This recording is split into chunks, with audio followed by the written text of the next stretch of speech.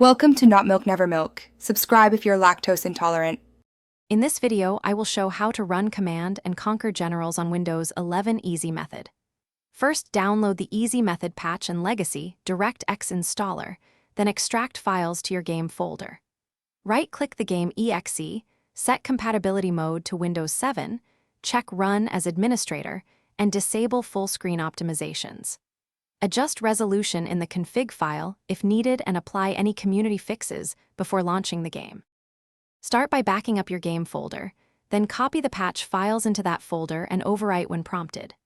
Next, right-click the General's executable, choose Properties, set compatibility to Windows 7, and enable Run as Administrator. If the game crashes, install DirectX 9 redistributables and required Visual C++ packages, then restart your PC and test the game with windowed mode before trying full screen. If you're finding this helpful, please subscribe and like the video, it really helps.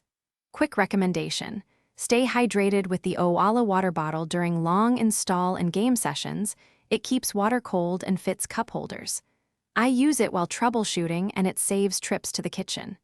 Check the description for the link and other deals, and now let's get back to the video. If the game refuses to start, edit the General's config to enable windowed mode and set a compatible resolution.